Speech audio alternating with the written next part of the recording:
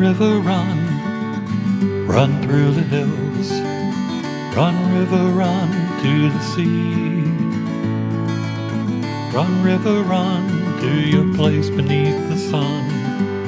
Run, river, run over me. Run through the land, you run through my soul. Bring me wisdom and peace. Run through all ages and all. Hi, welcome to Be My Guest. This is Jan Lewis. Today we have from Sharon, Massachusetts, Susan Kapatoes, and she is the author of A Spiritual Journey. I'm going to show this to you. Paul, can you zero in on her book? Can you see this? Did you choose the cover? I actually did not choose the cover. The publishing company chose it, and I fell in love with it. Yeah. So I said, let's go with that. Now, when did this come out? When did you start? The first edition came out in 2015, and then I actually added additional text, and so the second edition came out in July of 2016. 2000. Okay, so it's not really, it's not even a year old yet, not quite. Right. Not quite. How long did it take you to write it? Oh, it took me approximately, I would say, 7 years. I wrote the first rough draft about 7 years ago, and then I put it aside for a while, and then I decided to get serious with it and finished it, obviously within these past couple of years. But I've been writing since I was a teenager, creative stories. So it actually probably technically started back then in high school. She recounts key moments of divine intervention that led her to heightened states of awareness. Let people know more what the book is about, how you got into it. So I wrote the book for personal empowerment reasons, to empower others, to find their sense of balance and a focused direction in life. And then, so I highlight certain events that happened to me and what I learned from them.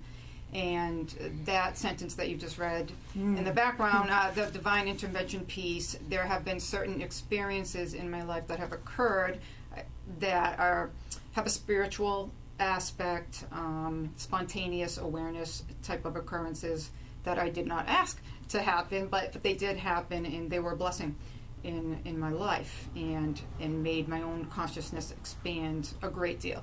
You sound like you have, I can relate to this, very high intuitive as well as empathic. So if you combine the two, you have you. Tell us some of the experiences you had. So in regards to the spiritual, experience, Sure. okay. Well, the first one that I described in the book, the chapter is entitled "The First Awakening," and this occurred my senior year in college. And at this point in time, I was actually home by myself, and I had 3 college roommates at the time. So the fact that I was alone by myself was a miracle in and of itself. So I was trying to do some homework, and I was trying to concentrate, but there was a problem on my mind. I was having some issues with my current boyfriend at the time. So I was trying to concentrate, and then all of a sudden, an image of a Bible came into my mind. But actually, I have to go back to explain this better. So my freshman year, before I left for college, Where'd you go? Which college? UMass Amherst. Oh, okay. UMass Amherst. Good school.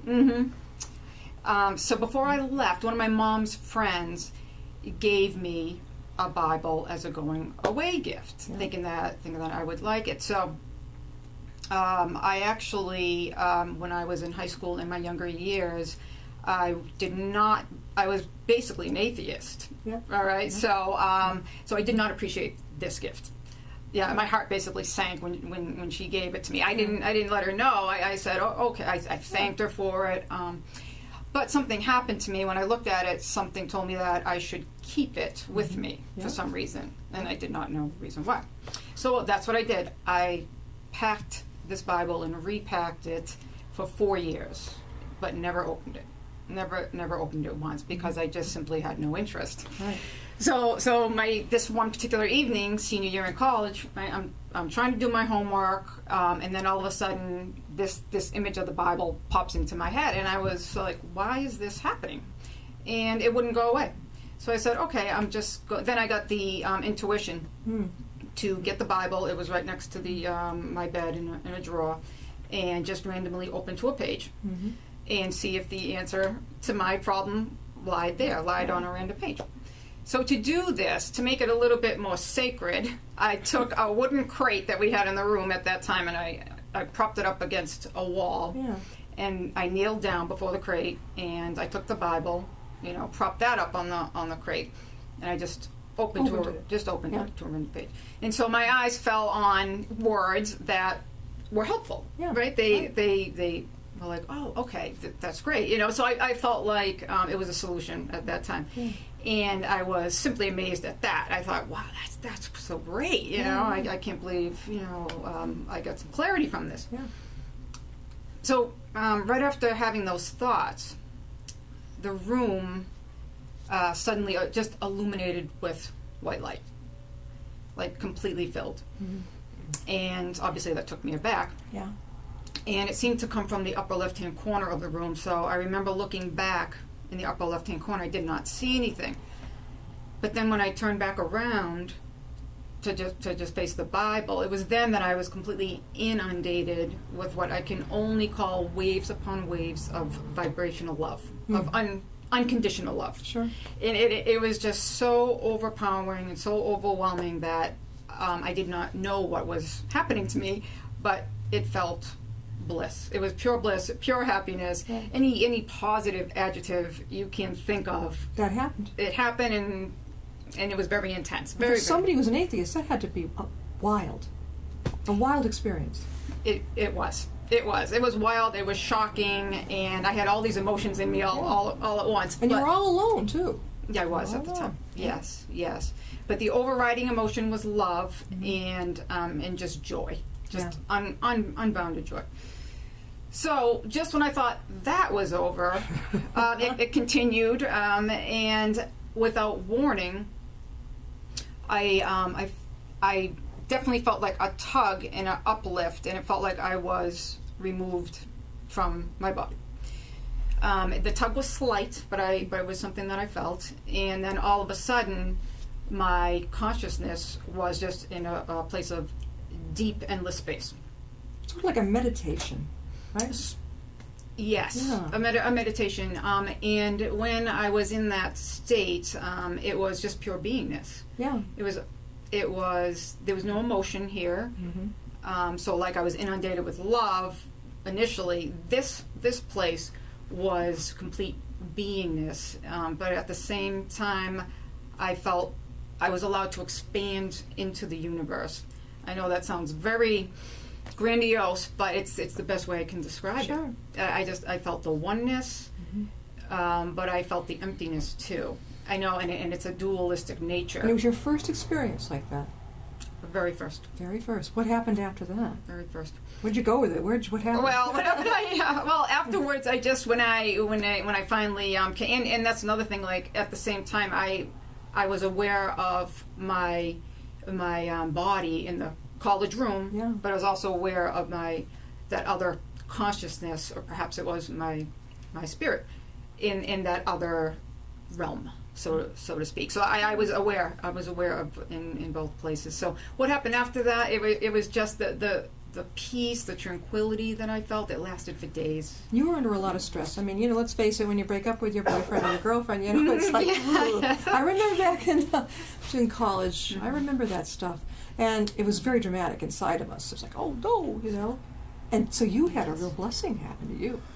I did, and I didn't ask for it. It just happened.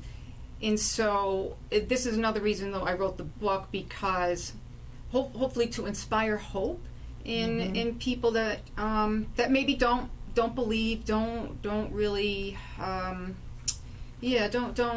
know what to believe. And I understand that we only know what we experience. So I'm just sharing these experiences because it was eye-opening. What made you think of spiritual journey? What made you think of the title? It just naturally felt right? It naturally felt right. I like it where in the cover you can't see it too well, but was that your hand touching the water? No, it's not. It is actually part of the cover. Yeah, this is and you're self-published, right?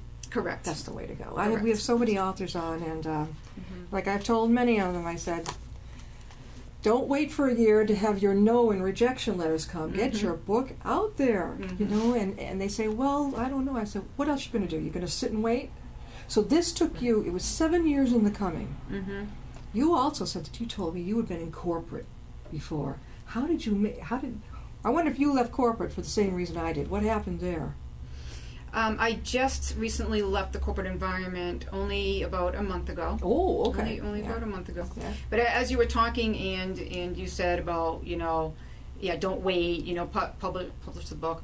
Yeah. When I was in the corporate environment, perhaps that environment out of the most surprised me. So I was very open with this book, even in the corporate environment. So I shared it with colleagues. What did they think?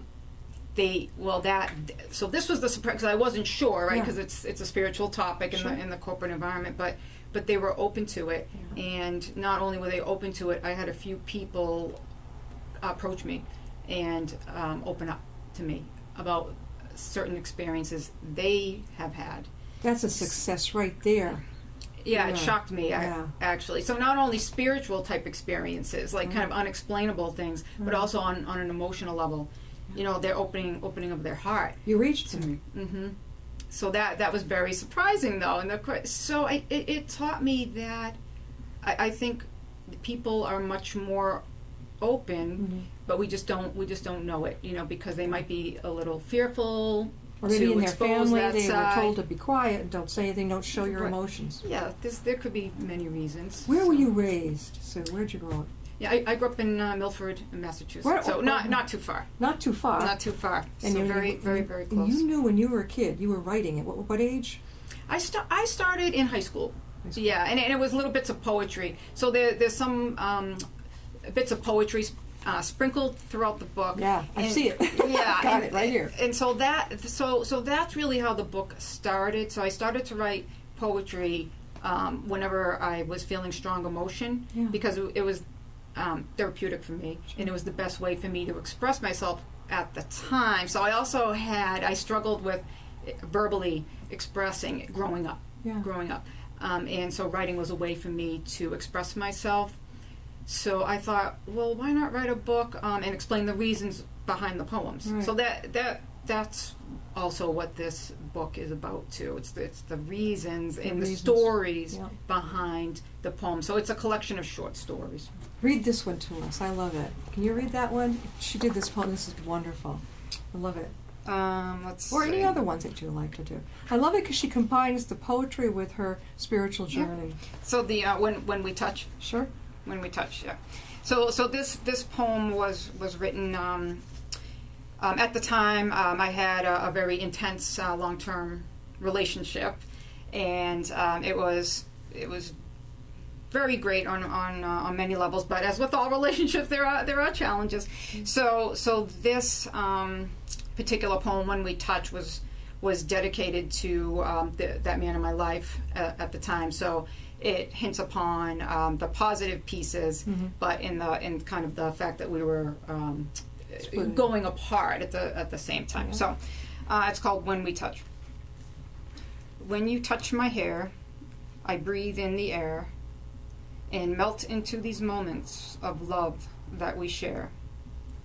For we are destiny in this life eternally, and though we seem apart, forever it shall be. I look into your eyes. Here I recognize a light between our souls, the greatest gift I have ever known. And can you feel this, dear? The touch between our hands, the divine energy of our exquisite dance. Just look all around you. Feel the peace inside you. Joy is everywhere, and we all breathe the air. So when you ask me, how do you find love? How to capture this essence that seems so far above? The feeling is within. It awaits your tender care.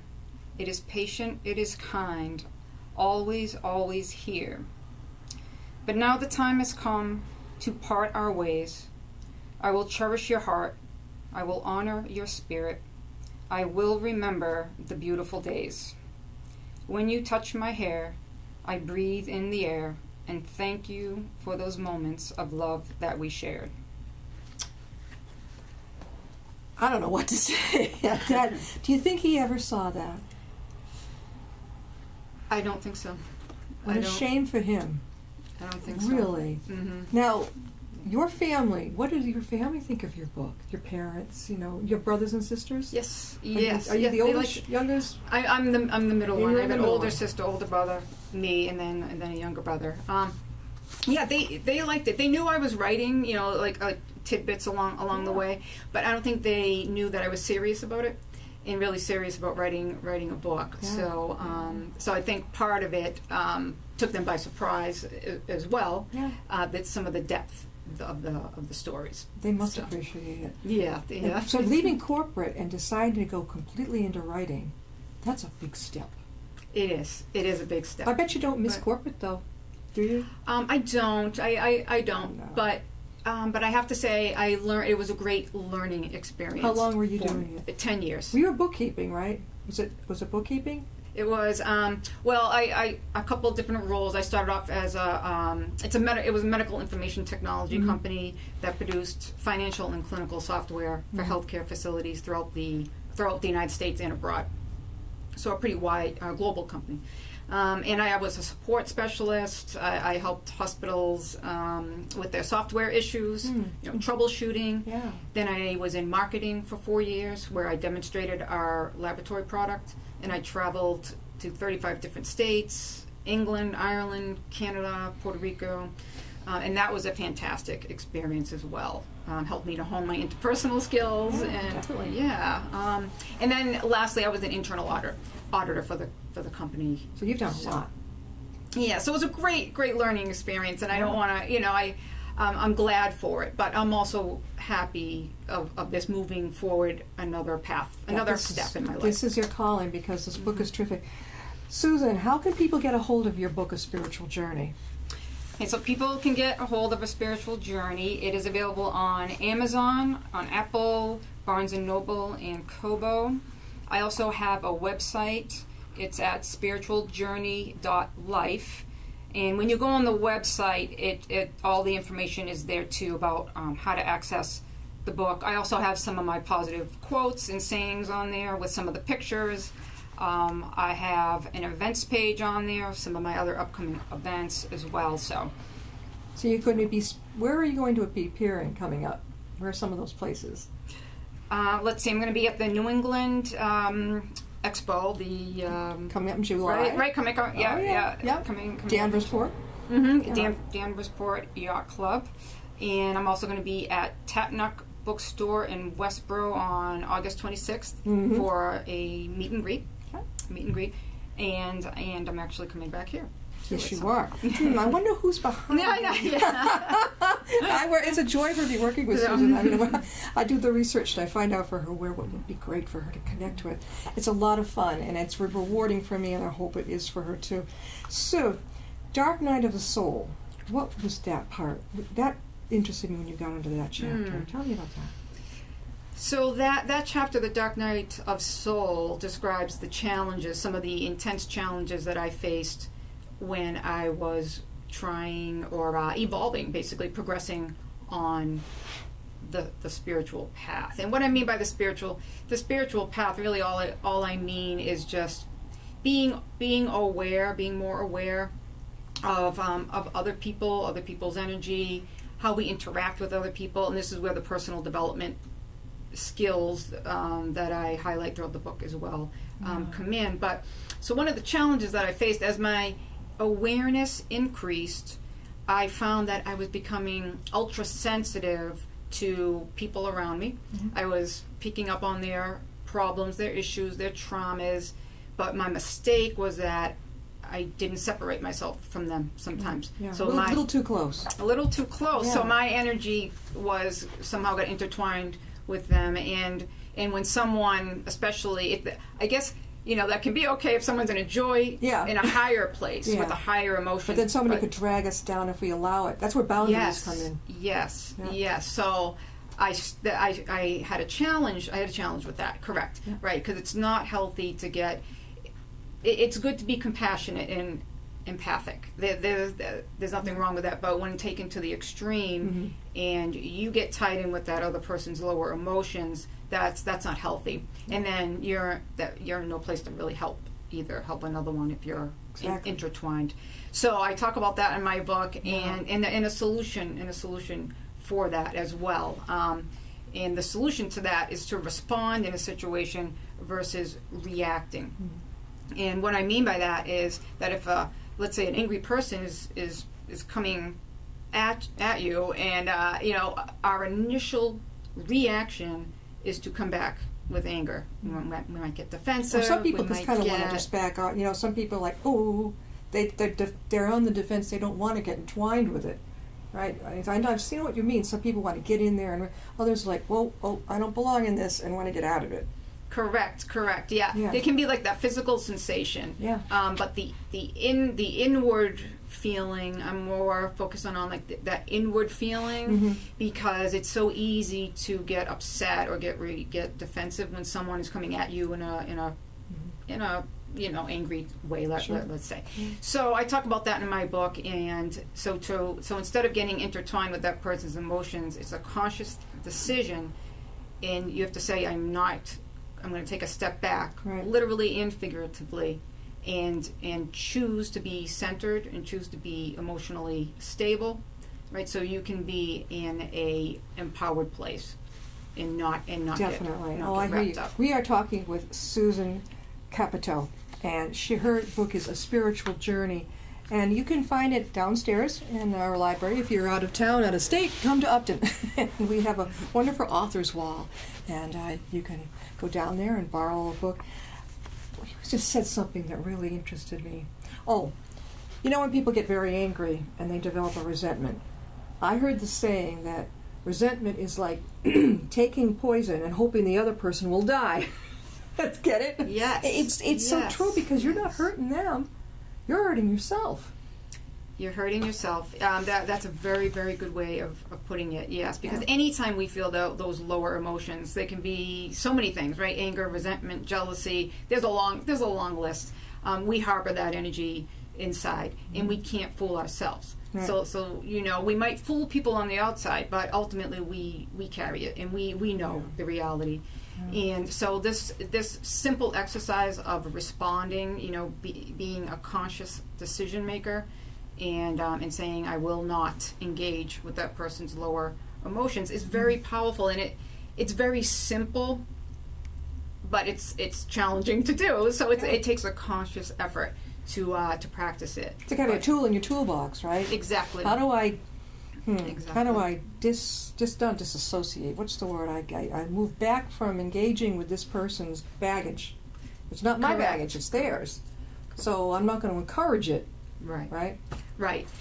And it sounds easy, but it's like anything, like riding a bike. Though, if you practice it enough, and it becomes more the responding becomes more natural than the reacting, because if you practice it enough, it just happens. It just becomes more natural. It also diffuses it on the other end too. If they don't have an audience to gripe at, they're going to stop. Right. At least with you. That's potentially, not all the time. So my experience when I did work in retail in my 20s. I worked in retail. I worked in the natural health food industry, and this is where I practiced it a lot. And yes, I would say 9 times out of 10, I found that the person either stopped engaging or they just remained neutral. It was very rare where that person kept at you. And even if they do, at minimum, you're still going to have your peace of mind, your inner poise. Yeah. At minimum. Sure. Which is a gift. Like in the online bullying, it's not just with the kids; it's with adults now. I was in a chat site, and I'm literally seeing grown women start knocking down the people in the room. I'm just thinking, my God, you'd think the moderator would speak up. Too weak. Too weak. And then when you see the moderator join in and then allowing it, it's time to leave. Right. It's hard because maybe you've made a few friends. Yeah. I like that in the Dark Night of the Soul chapter. You were looking for any organic farms. How did that get into this in the Lower Fork area? What's that? Yes. Okay. So I graduated with a nutrition degree, and I stayed in that field as a nutritionist for about 5 or 6 years. I can see you doing that. It Oh, I ties loved in it. with this a lot to me, with you. Yeah. So Yeah. my entire life I've been into the health and well-being. You're a people person. Yes, and Oh, I am yeah. definitely a people person. yeah, Yes, yeah. yes, absolutely. So my nutrition, the nutrition field started me off on the physical well-being, Yeah. right? And then it kind of, and then it has evolved to the mental well-being, and then a balancing of both the mind and the heart, which is part of the theme in the book With too. that farm too. Oh, I love it. How can, again, Sue, how can people get a hold of your book? So people can get a hold of my book. It's available on Amazon, on Apple, Barnes & Noble, and Kobo. And I also recommend that you visit my website, spiritualjourney.life. All of the information is there about the book, where you can purchase it, my contact information as well. If you, I welcome anyone who wants to contact me. Definitely feel free to reach out. If you have any questions, comments, or inquiries, there's a contact form that you can fill out on the website. Right on her site. Right in the back, it is a beautiful picture of her. And it says, Susan Kapatoes is a writer, traveler, and educator who believes in a delicate balance between the analytical mind and the intuitive heart. Very well said. That is a beautiful said. Susan's going to be back with us, too. She's going to be, and of course, she's going to be up at the, I always talk about that, the Danversport Authors Expo, coming up the last Wednesday of July from 4 to 7 p.m. Us customers can walk in, start going through it. She's never been there. It's a huge ballroom full of authors. I always warn my authors, I say, don't think you're going to probably sell 1,000 books. If you, the main thing is you're with other authors, walk around. Are you going to take someone with you? I'm not sure yet. You I'm might not want to sure go to the yet. bathroom. I know. You might want to get up and then walk around with your book and say, gee, and all this. Yeah. I'll be there. Yeah. Oh, great. Definitely, I'll be there. A lot of people I can't wait to see over there, and I'm glad you're going. Yeah, expos are definitely fun. I actually did the Natural Living Expo, Yeah. which is a pretty large venue. This I is did it, right. I This did is it last perfect. year and Perfect. had a lot of fun. And you're going to be at August 26th at Tatna? At Tatna, correct. Yes, That's Saturday. August 26th. What time do you know, Sue? 1 to 3 p.m. I know when I've spoken there, they give you like 2 hours. Mm-hmm. And you're going to be in the big room, right?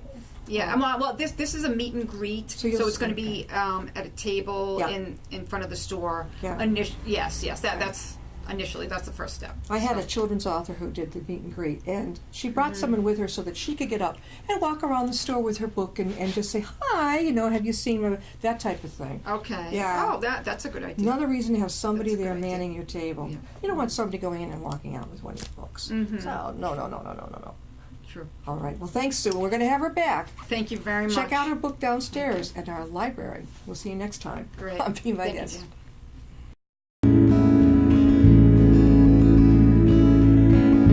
Riding on a shooting star, heading out toward a dream. Tomorrow's even closer than it seems.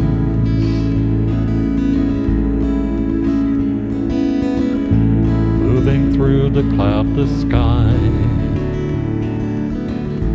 heading out toward the moon.